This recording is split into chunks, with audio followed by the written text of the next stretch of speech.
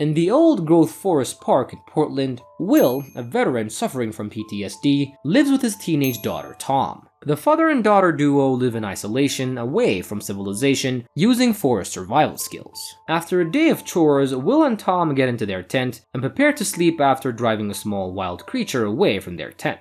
Will adds another layer on top of the sleeping bag Tom was in order to keep her warm and goes to bed. The next morning, Will tries to light a fire while Tom chops up some mushrooms for their breakfast, and when her father can't start the fire because of the damp leaves, Tom uses propane to cook their breakfast. After they eat, Will runs their routine drill of teaching Tom to camouflage and hide herself so that nobody finds her. That night, the two haul up their tent while it rains outside, and Tom asks her dad what her mom's favorite color was, and she's happy to find out that it was the same as hers, yellow. The next day, Will and Tom head out to the town to get Will's medication, which he sells to another homeless veteran. After making a sale on purchasing groceries, the two head back to their home in the woods. While reading a science book, Tom notices a jogger and hides before he can see her. She stays down until the man passes by and quickly heads back to their campsite, and Will and Tom then start a chess game, but in the middle of it, they hear a dog barking and realize that there were some people approaching them. Will tells his daughter that it was no drill and to implement everything that he taught her all along, and they start running in different directions as their tent is raided by officers and also their hunting dogs. Will is caught by the dog, who leads the officers right to him, and the police then arrest and ask him if he's alone, and telling them that his daughter is with him, he calls her to come out and tells her to cooperate because they haven't done anything wrong. A social worker, along with a ranger, asks Tom to show them where they lived in the park, and Tom demands to be taken to her father, but the social worker tells her that that will happen in due time. Tom asks her why they were chasing them, and she tells Tom that they needed to get some answers. Jean asks Tom if whether her father used alcohol or pills, or if he had concealed weapons in their camp. But Tom assures her that her dad didn't, and shows her where they keep their tools and important papers. Wait, hold on. Did you subscribe to our channel? Come on guys, you're here, you're watching the video. Help us out by hitting the subscribe button, as it really helps out me and my team to make more videos for you guys. And now, let's get back to the recap. After packing her things, Tom is taken into town so she can stay in a home until her father's valuation was over. There she meets two other girls working on their dream boards. They ask her what happened to her, and she tells them that they've been found in their homes in the park and have been taken away. She explains that her father was in the building somewhere and that he would come to get her, which the girls are doubtful about. The next day, Tom is assessed and found to be educationally advanced for her age despite not having attended school. Jean asks her private questions to make sure that Tom has never been abused, but the teenager assures her that they were perfectly fine living in the woods and that they didn't need to be rescued. In another part of the building, Will is made to take a test with hundreds of questions, frustrating him to the point of abstaining. The man who was assessing the tests calms him down by talking about his daughter and praising him for raising her so well until Will was ready to continue. After the tests, Jean speaks to Will about better living conditions, even though he tells him that he wants to go back to the way that he lived before. And finally, the father and daughter are reunited and taken into their new living accommodation. Tom feels strange about their new living situation, but her father assures her that she can be as free here as she was in the woods. We then see her unpacking her bag and going over to her father's room to see what he was doing. She finds him with his hands over his head thinking, and she goes over to her dad and sits next to him, and Will asks Tom if anybody saw her in the woods, to which she explains that she saw a jogger but didn't think that he saw her. She tells her father that she didn't tell him because she was afraid of leaving their campsite because it was such a good spot. Tom then asks her father if they were going to be okay there, and her father assures her that they were going to make the best of it, and the father and daughter set up their mattress outside and sleep while staring at the stars. The next morning, Mr. Walters, the owner of the house and their benefactor, drops by and asks Will to help him out with the trees. Will asks Walters if he had any work in the stables, but Walter tells him that he isn't ready to work with those expensive animals yet, and that he just needs to help with the trees for now. Will then grudgingly begins work packing trees, but is bothered by the helicopters used to move them.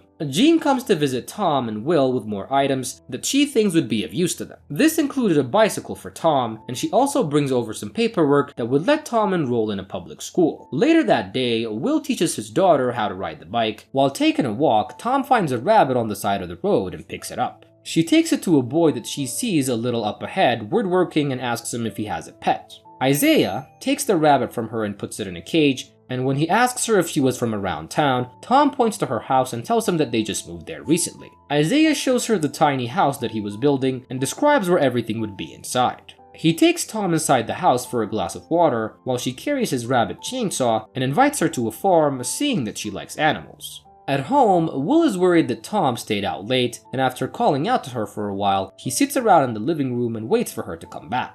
Tom gets there pretty late and tells her father that she met a boy down the road and they were talking about rabbits, and she apologizes for making her father worry. She suggests that communication would be easier if she had a phone, but her father tells her that they've been living without it fine for so long. Will is unaware that his daughter feels different at school because the other kids think that she's strange. One morning, Will suddenly wakes Tom from sleep and tells her to pack her stuff because he's decided to leave. Tom follows reluctantly as they return to their camp in the park, but they find that it's been destroyed. She then goes on to tell him that she liked it in their new house and wished that he tried to fit in better. Will and Tom then try to travel in a railroad boxcar and try to catch a bus. During one of the bus's bathroom stops, Will tells Tom to let the bus go because they weren't getting back on it. Tom complains to her father that he was now shutting her out as this wasn't how they used to be. Eventually, they get a ride with a trucker who takes them to Washington State and drops them off in a remote forest area. They walk into the forest looking for cabins, but the cold and the darkness forces them to stop and build a temporary shelter. The next day, they discover a vacant cabinet and they decide to move in. Will builds a fire immediately and they huddle around it, trying to warm their almost frozen bodies. He then finds some canned food in the cabinets and starts cooking them breakfast, and after the two huddle up in their own blankets, Tom asks her father if he missed the things that they had in the farm. But he responds by saying that he didn't because none of it was really theirs. The next day, after breakfast, Will leaves to find them some more food, and Tom waits for him for hours and then all night, but there was no sign of her father. The next morning, Tom goes out looking for her father and discovers him unconscious at the bottom of the ravine with a seriously injured foot. She hurries out of the ravine and tries to find people who can help, and on the road up ahead, she runs into bikers and tells them that her father was injured and needed some help. They then carry him out of the ditch and take him to their mobile home community, and Dale tries to call the hospital, but Tom refuses. She then goes on to ask Dale if there was somebody in the community that could help, and Dale was skeptical and asks Tom if they were in some type of trouble, but Tom assures her that they weren't, and the community medic, Blaine, clears Tom's wounds and checks if he has a concussion. He then tries to pull off Will's boot, but it puts him in agony as he was terribly injured. Outside, Dale tells Tom that Blaine was a medic in the army and that her father was in good hands. The elderly woman asks Tom where she and her father were headed, but Tom tells her that they didn't really know. Dale then makes another bed for Tom next to her father for the night and leaves the two alone. She gives Will and Tom an empty trailer in the community while Will's injuries heal. Will thanks Dale as she leaves after helping his daughter make the bed, and Tom decides to take a stroll and meet a local who has a beehive in her backyard.